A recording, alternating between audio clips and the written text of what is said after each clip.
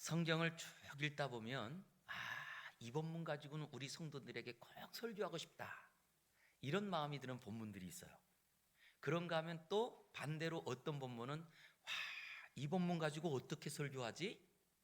걱정도 되고, 그리고 또 이 본문 가지고는 설교 안 하면 좋겠다, 이런 마음이 들 때가 있어요.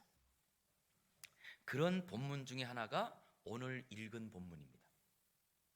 사실 오늘 읽은 본문은 예수님께서 산에 올라가서 특별히 가르친 말씀이다. 그래서 산에 올라가 가르친 말씀, 산상수훈, 또 산상보훈이라고 이렇게 우리가 일명 말해요.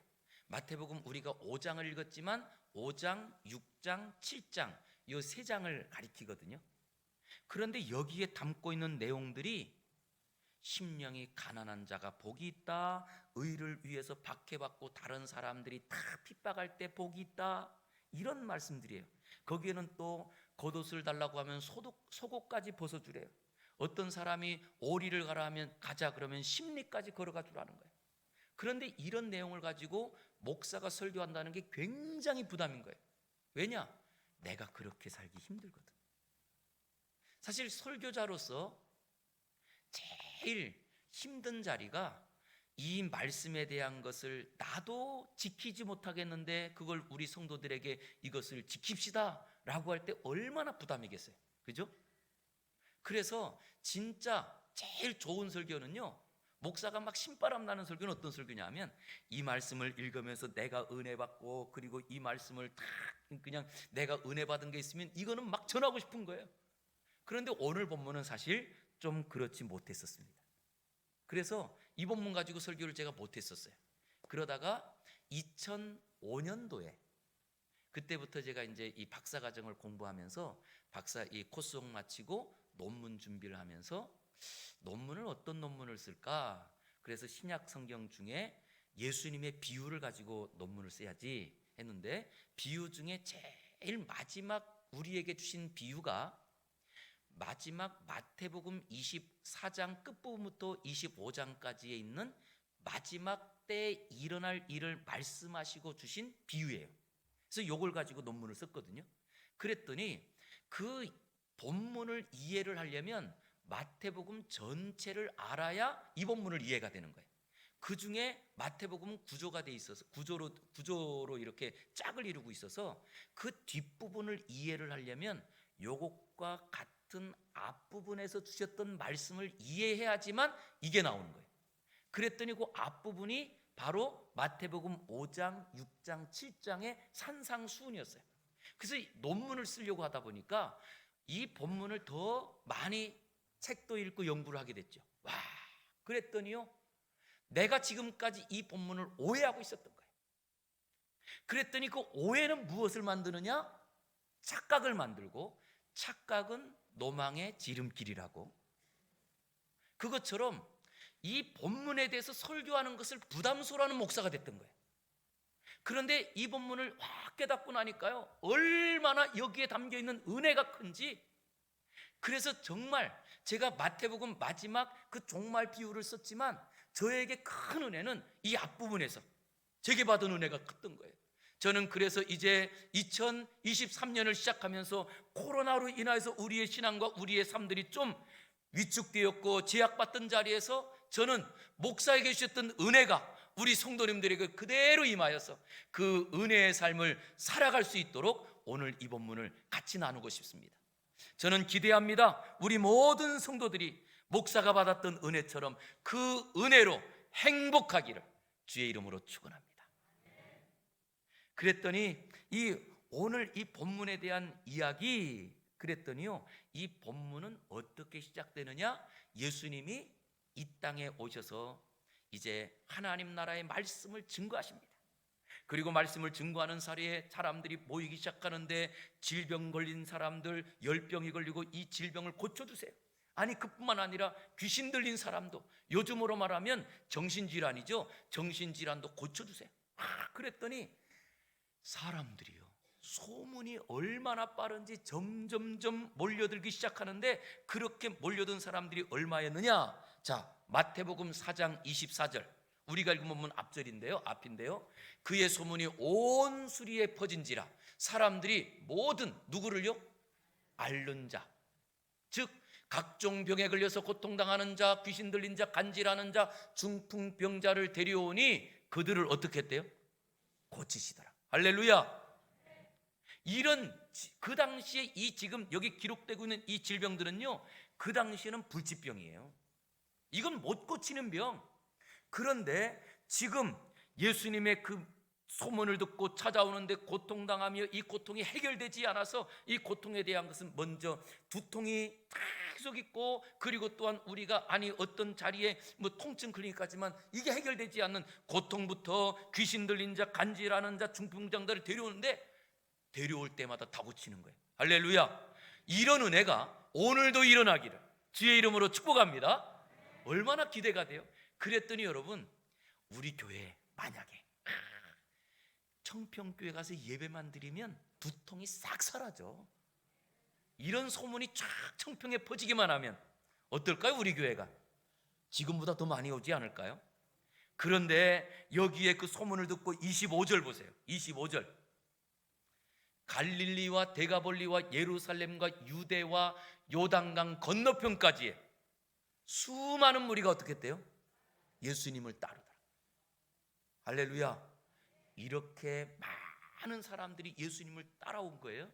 그랬더니 오늘 5장 1절, 예수께서 무리를, 예수님께로 나오는 많은 사람들을 보는데 그 많은 사람들을 우리가 숫자로 계산할 수 없을 때 많다 이렇게 쓰는 거예요. 그러니까 지금 우리가 모인 이 정도 갖고 될까요? 아니에요.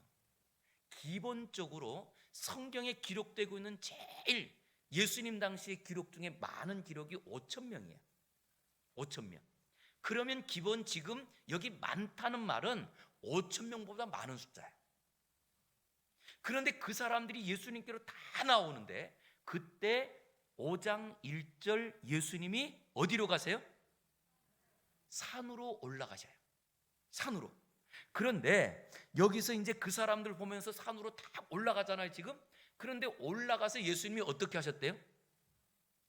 산에 올라가서 앉았대요. 왜요? 산에 올라가면 힘들어요, 안 힘들어요? 그래서 여러분들도 산에 올라가면 어디 바위에 앉고 쉬세요, 안 쉬세요? 그랬더니 어떤 분들이 이 본문을 예수님도 산에 올라가서 등산하다 보니까 힘들어서 앉고 쉬시나 보다 이렇게 생각하거든요. 그런데 여러분 꼭 기억해야 될 것은요, 실제로 성경에 나오는 단어나 아니면 문장 이런 것들은요 그냥 어쩌다 보니 기록한 게 절대 아닙니다.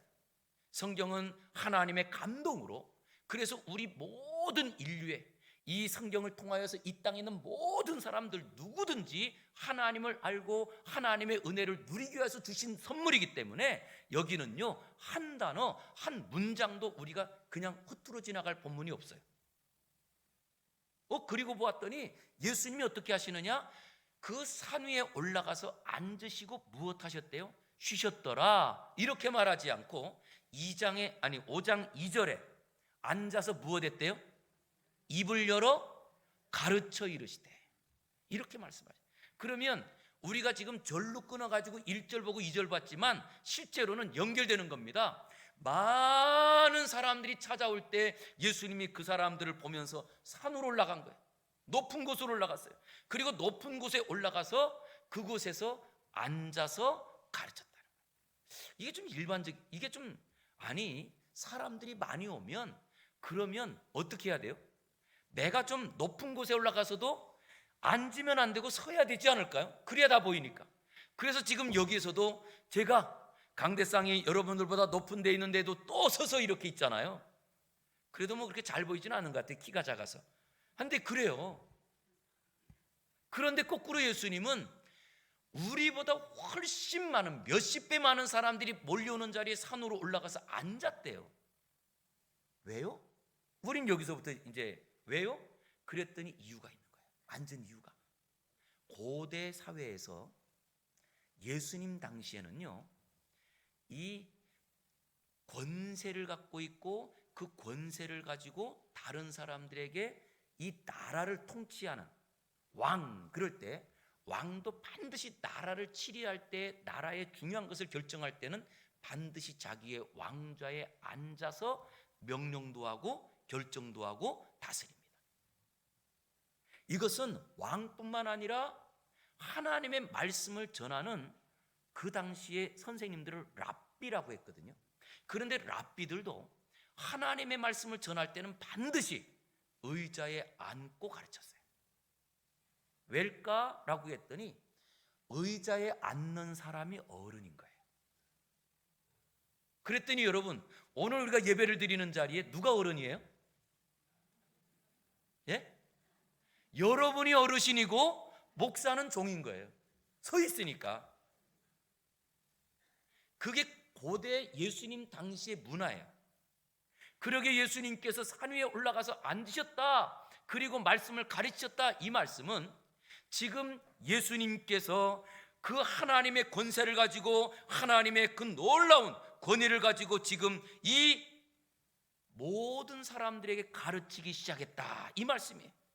그랬더니요, 이렇게 예수님께서 앉아서 하나님의 권세와 하나님의 권위를 가지고 다 가르치는데 5장, 6장, 7장의 끝부분에 가면 그 가르침에 대한 걸 이렇게 말하는 거예요. 우리 7장 28절부터 29절 같이 한번 읽어볼게요. 시작. 예수께서 이 말씀을 마치심에 무리들이 그의 가르치심에 놀라니 이는 그 가르치시는 것이 권위 있는 자와 같고 그들의 서기관들과 같지 아니함일러라. 아멘. 그랬더니 지금 이 말씀 가르치는 걸 마쳤더니 마칠 때 사람들이 놀랐다. 그리고 놀라면 사람들 뭐 하죠? 놀라면 좋은 일 있으면 뭐 하세요, 여러분? 박수 치잖아요. 자, 우리 한번, 여러분 한번 장 목사가 설교를 하는데 설교에 감동을 받고 하나님의 은혜를 받으면 우리가 될 게 뭐라고요? 그때 우리는 하는 게 아멘 그러잖아요. 굉장히 점잖아서 아멘 말고는 딴 거 하면 안 돼. 그런데 오늘 여기에서는 이 많은 사람들이 모여서 그 예수님의 가르침을 받고는 너무나 놀랐다. 그런데 놀랐다 다음에 이야기가 없지만 그 말씀을 들으면서 박수를 치고 그들이 정말 그 예수님의 말씀에 감탄을 했다는 거예요.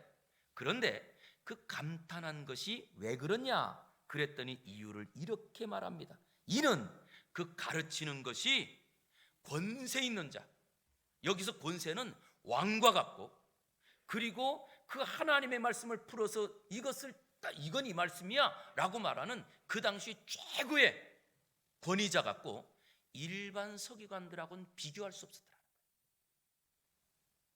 오늘 우리가 같이 나누고 싶은 말씀이 그 말씀입니다. 저는 이 시간에도 우리가 주의 말씀을 듣고 그리고 주의 말씀을 통하여서 세상의 권세가 얼마나 크지만 그 예수님의 말씀이 세상의 권세보다 크고 세상의 그 어떤 능력보다 큰 것을 우리 성도님들이 깨달아서 감동하면서 아멘 할렐루야 이런 고백을 가지고 나가는 행복한 성도가 되기를 주의 이름으로 축복합니다. 그랬더니요, 그 예수님의 권세를 느끼고 예수님의 능력을 깨닫는 분들은요, 이거 하나로 세상을 살아가고도 남는 거예요. 그런데 예수님께서 다 앉으셔가지고 가르치셔서 입을 열어서 그리고 말씀을 가르쳤는데 그때 하시는 말씀이 반복적으로 계속 뭐라고 했다고요? 복이 있나니, 복이 있나니, 복이 있나니, 복이 있나니. 할렐루야. 저는 이 시간에 이 복에요, 사실은 이것은 어떤 표현이냐라고 할 때 이게 우리나라 말로 번역을 복이라고 번역했지만 그 원래 성경이 쓰여져 있는 신약 성경의 이 사본에 보면 그 단어가 마카리오스, 이걸 번역할 때는 복이라고 번역할 수 있지만 행복이라고 번역할 수 있는 말이에요. 행복. 그랬더니 우리는 찬송하잖아요.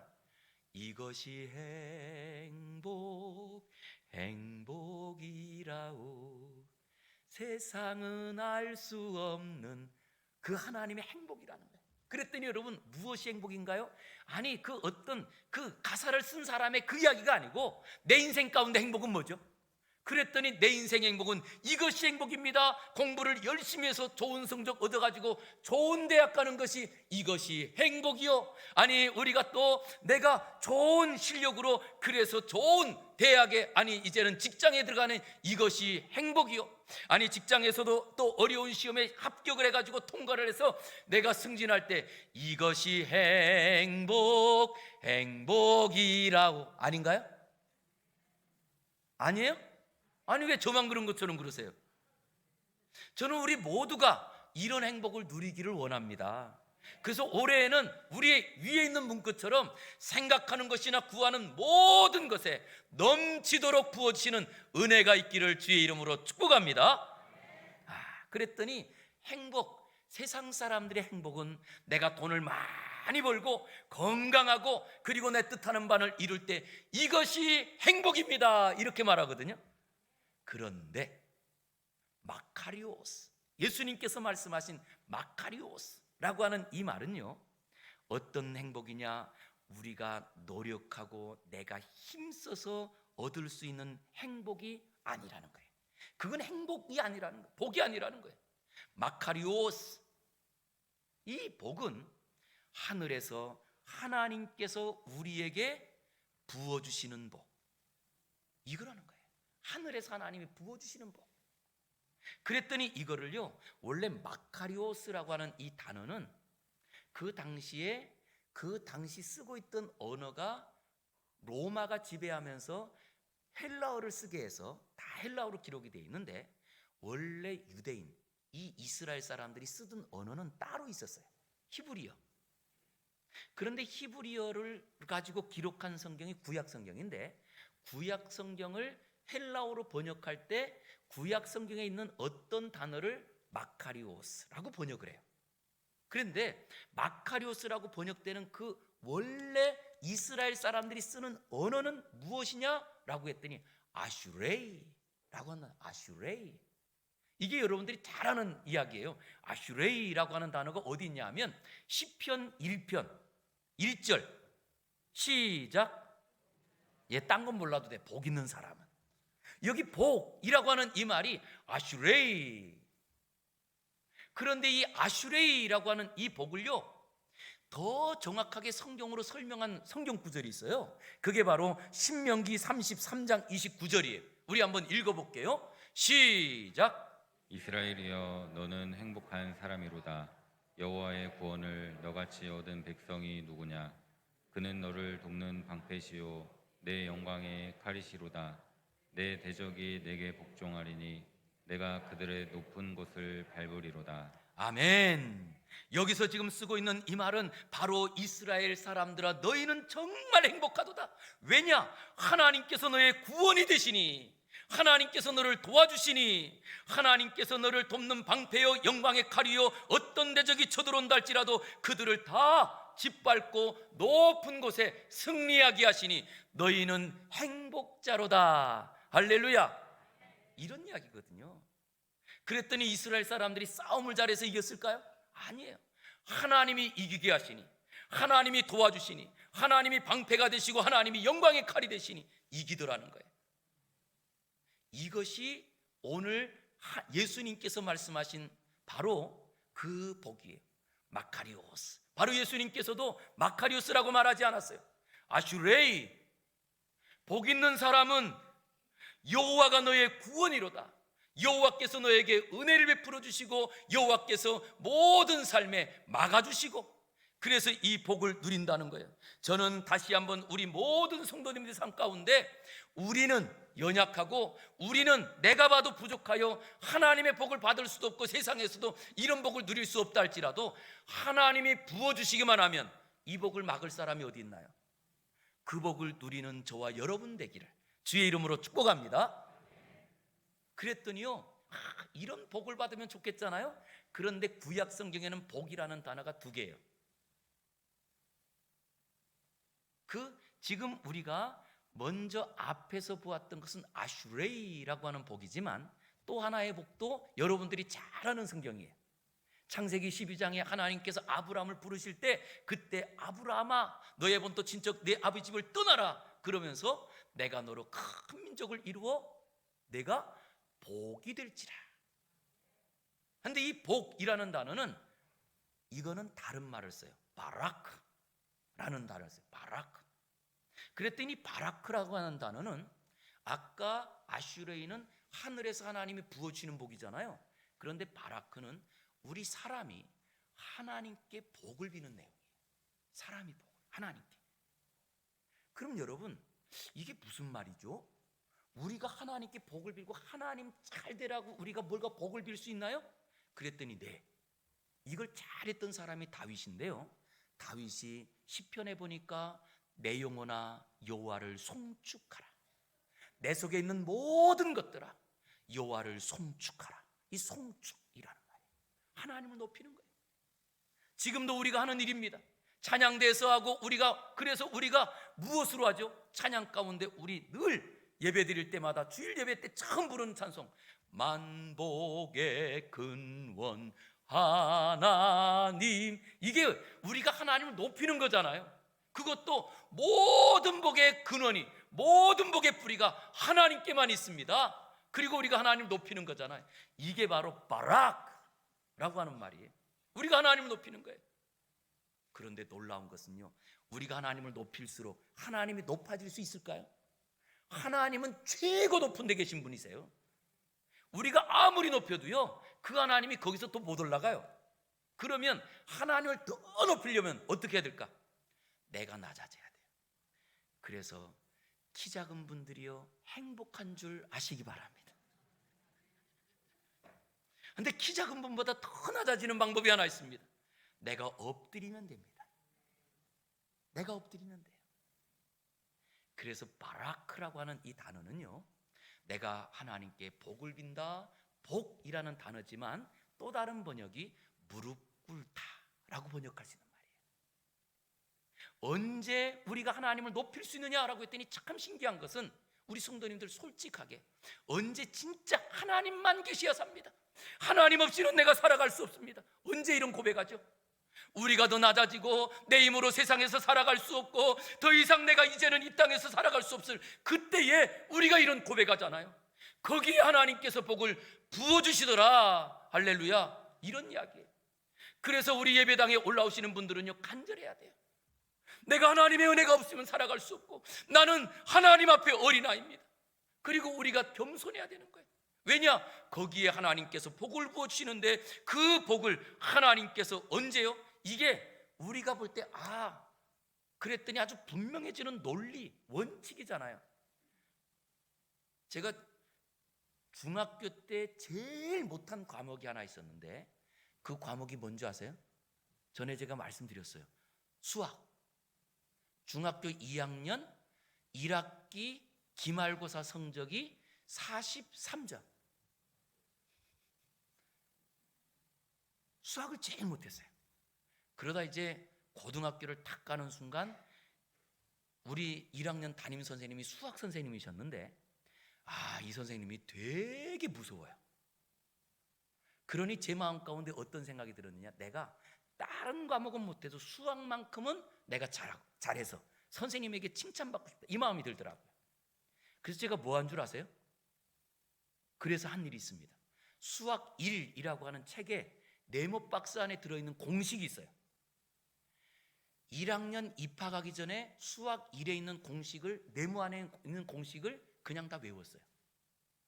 그랬더니 신기한 일이 벌어지는 거예요. 공식을 외우고 나니까 수학이 잘 풀려요. 그래서 사실은 제가 고등학교 다닐 때는 수학을 그래도 백령도에서는 잘했습니다. 단서를 붙여줘야 돼요. 그래도 육지분들하고는 비교가 안 되니까. 한데 제가 왜 이 말씀 드리냐 하면 신앙생활에도 신앙생활을 잘하고 싶죠. 그래서 하나님이 위에서 부으시는 복을 다 받아서 행복한 분들이 되고 싶죠. 그러면 꼭 공식을 외우세요. 공식. 어떤 공식이냐라고 했더니 이 공식은요, 우리가 수학에 대한 건 몰라도 산수의 1 하나 더하기 하나면 뭐가 나와요? 2. 이게 나오는 것처럼 우리가 하나님을 높이면 하나님이 복을 부어주십니다. 이게 공식이에요. 그런데 내가 살아가면서 자기만을 위해서 사는데 하나님이 그 사람에게 복을 부어주시겠어요? 자기 욕심대로 사는데, 자기 감정대로 살고 내 뜻대로 사는데 그 사람에게 진짜 하나님이 복을 부어주시겠어요? 그러면 하나님이 불공평하죠. 하나님도요, 반드시 자기의 마음에 들고 자기 뜻을 위해서, 자기를 위해서 하나님을 높이는, 그래서 복이란 단어가 두 개였던 거예요. 우리가 그래서 아브라함이 하나님 말씀을, 주신 말씀대로 그대로 하나님을 높였더니 하나님께서 아브라함에게 복을 주어서 100세의 아들을 주시고, 할렐루야. 그러니 지금도 환갑 넘은 분도 아들 나올 줄 믿습니다. 제가 말씀드리는 이 아들은 우리가 자연적으로 아니면 우리 이렇지 않더라도 진짜 우리가 사람들을 품고 이런 이야기가 그런가 하면요, 우리로서 도저히 안 되는 이야기가 우리가 이 아브라함을 통해서 깨닫는 거예요. 왜냐? 우리가 하나님 높이면 하나님은 반드시 복을 부으시더라는데, 이 복을 부으시는 것을, 하나님이 부으시는 것을 사람이 막을 수 있어요? 못 막아요. 저는 그러기에 오늘도 우리가 다시 한번 이제 예수님과 함께 그 산에서 주시는 말씀을 드리면서 복이 있나니 하늘에서 부으시는 이 복이 우리 모두에게, 우리는 아무리 하나님 이제는 고만 줘도 돼요. 그래도 하나님께서 부으시는 은혜가 넘치는 행복한 분들 되시기를 주의 이름으로 축복합니다. 그랬더니 여러분, 이 복은요, 누가 받느냐? 이게 중요한 거예요. 누가 받느냐? 예수님께서 복이 있나니 그러면서 계속 강조해서 말씀하시잖아요. 그랬더니 이 복은 우리가 원래 받을 수 있는 복이 아닌 거예요. 하나님이 우리에게 부어주실 이유가 하나도 없는 거예요. 그런데 왜 예수님께서 복이라고 하는 것을 계속 말씀하시냐 하면, 실제로 우리는 태어날 때부터 하나님의 복과 하나님의 은혜하고는 거리가 먼 존재들이라 이 복은 우리하고 관계가 없는데, 여기 성경에 소개되고 있는 이 복은 다 누구에 대한 거냐라고 했더니, 실제로는 예수님의 자기 자신을 소개하고 있는 거예요. 그리고 예수님께서 말씀하신, 얘들아, 내가 이 땅에 와서 지금까지 사는 나의 인생이 바로 나는 행복한 사람이야, 이걸 알려주시는 거예요. 여러분, 행복도 전염되고요, 그리고 불행도 전염이 돼요. 여러분들은 만약에 행복도 전염이 되고 불행도 전염이 될 때 어떤 것을 전파하는 분이 되고 싶으세요? 그러면 이제부터 불행도 전염되기에 내가 불행하다, 원망하고 짜증내는 일을 하면 안 되는 거예요. 그게 우리 가족을 다 그렇게 불평, 원망으로 만들어가거든요. 그럴 때 예수님께서 이 땅에 오셔서, 지금 올라온 사람들이 다 누구라고요? 지금 예수님께 나온 사람들이 병에 걸려서 자기 힘으로는 해결할 수 없어 그 병을 고치려고 하다가 가산을 탕전하고 완전히 이제는 세상 가운데 실패자요, 낙오자요, 아니면 이제는 이 질병 때문에 이제는 내 인생은 끝났어라고 말하는 그들에게 뭐라고 하느냐? 복이 있나니, 이렇게 말씀하시는 거예요. 복이 있나니. 왜냐라고 했더니, 얘들아 나를 봐, 이 말씀이거든요. 예수님은 복이 있는 거예요. 그랬더니 여러분, 예수님이 태어나실 때 말구에서 태어났는데 행복해요? 그런데 예수님이 행복하다는 거예요.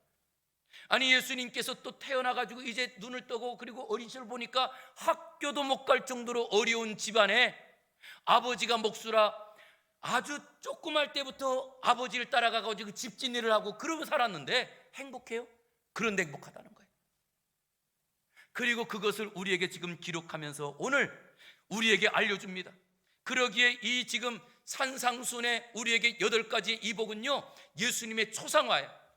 그런데 참 아이러니하게도요, 예수님을 믿고 나는 예수님 때문에 삽니다라고 하면서도 예수님께 관심 있는 분들이 별로 적어요. 사실 무엇에 관심이 많으냐? 내 일, 내 사업, 내 거, 여기는 관심이 너무 많아.